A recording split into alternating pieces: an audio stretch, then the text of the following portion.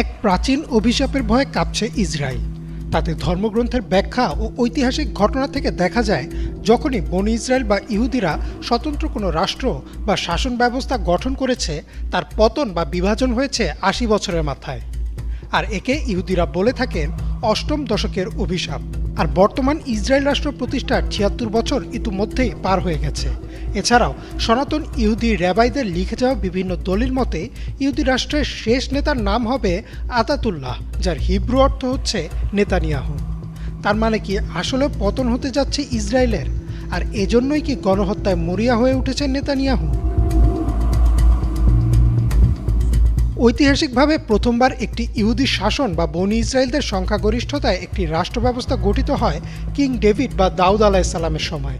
তার ও তার ছেলে কিং সোলেমান বা সোলাইমান আলাইসাল্লামের সময়ে সেই রাষ্ট্র সর্বোচ্চ উন্নতি করে। এ সময় নির্মিত হয় প্রথম টেম্পল অফ সোলেমন বা আল আকসা মসজিদ। কিন্তু সোলাইমান আলাইসাল্লামের মৃত্যুর ৮১তম বছরে আন্তঃকোন্দলের কারণে পতন হয় সেই রাজত্বের। আর সেই সুযোগে জেরুজালেম আক্রমণ করে টেম্পল অফ সোলেমন ভেঙে ফেলে ব্যাবিলনীয়রা।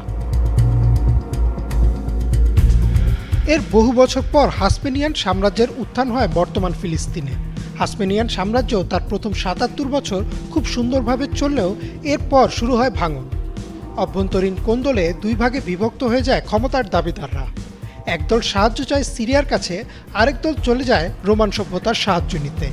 ফলাফল আবারও তৃতীয় পক্ষ হিসেবে সুযোগ নিয়ে ঈসা আলাইসাল্লাম বা যিশুর জন্মের মাত্র ৬৩ বছর আগে ফিলিস্তিন দখল করে রোমানীয়রা। ১৯৪৮ সালে অসময় বিভাজনের মাধ্যমে ফিলিস্তিনের মাটিতেই জন্ম নেয় বর্তমান ইসরায়েল রাষ্ট্র। আর ২০২০ সালে দেশটি পা দিয়েছে তাদের তথাকথিত স্বাধীনতার অষ্টম দশকে। আর এর সাথে আবারও মাথাচাড়া দিয়ে উঠেছে সে পুরনো অভিশাপের শঙ্কা। এছাড়াও সনাতন ইহুদি বা অর্থোডক্স জুইশ র্যাবাইদের বিভিন্ন লেখনী থেকে একটি ভবিষ্যৎবাণী পাওয়া যায় যে স্বাধীন ইহুদি রাষ্ট্রের শেষ নেতার নাম হবে নেতানিয়াহু, যার কারণে দুশ্চিন্তার ছাপ পড়েছে দেশটির সর্বস্তরে। ইসরায়েলের অভ্যন্তরীণ রাজনীতিতেও দেখা দিয়েছে কোন্দল। বর্তমান জোট সরকারের প্রধান নেতানিয়াহু হলেও তার মতবাদের সাথে একমত নন জোটের বহু নেতারা। এর উপর ক্রমশ আক্রমণের মাত্রা বাড়িয়ে দিচ্ছে ফিলিস্তিনের মুক্তিকামী যোদ্ধারা। ইসরায়েলের তথাকথিত আয়রন ডোম ভেদ করে অনায়াসেই দেশটির গুরুত্বপূর্ণ জায়গায় হামলাও চালানো হয়। বহু বিশ্লেষকের মতে ইসরায়েল রাষ্ট্রের চারদিকে সবগুলো দেশই আরব মুসলিম সংখ্যাগরিষ্ঠ। তাই কোনো প্রতিবেশীর কাছ থেকেই সাহায্যের আশা নেই দেশটি। ইসরায়েলের শক্তি বা দাম্ভিকতার একমাত্র উৎসই হচ্ছে আমেরিকার আর্থিক ও সামরিক সমর্থন। যদি কোনো কারণে এই সমর্থন সরে যায়, তাহলে তাসের ঘরের মতো ভেঙে পড়বে এই ইহুদি রাষ্ট্রটি। ইসরায়েলের নেতারা এই অষ্টম দশকের অভিশাপকে খুব গুরুত্বের সাথেই দেখছেন। শুধু নেতারা না, সাধারণ মানুষের মধ্যেও রয়েছে চাপা আতঙ্ক। ইসরায়েলের ন্যাশনাল ব্যুরো অফ স্ট্যাটিস্টিক্সের তথ্য অনুযায়ী শুধুমাত্র ২০২৪ সালে প্রায় ১০ থেকে ১৫ লাখ সাধারণ ইসরায়েলি নাগরিক দেশ ছেড়েছেন, কারণ তারা বিশ্বাস করা শুরু করেছেন যে ইসরায়েলের পতন অনিবার্য।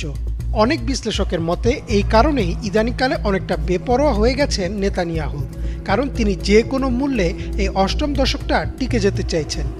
আর এজন্যই লাল গাভী বা তৃতীয় টেম্পল অফ সোলেমন নির্মাণের বিষয়ে জোর দিচ্ছে ইসরায়েল, কারণ তাদের বিশ্বাস এই বিপর্যয় থেকে তাদের উদ্ধার করতে আসবে তাদের মাসিহ।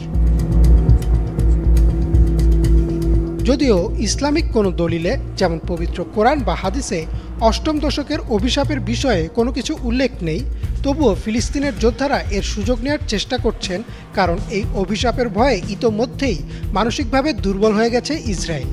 সত্যি ২০২৮ সালের আগে ইসরায়েলের পতন হবে কিনা তা হয়তো সময় বলে দিবে।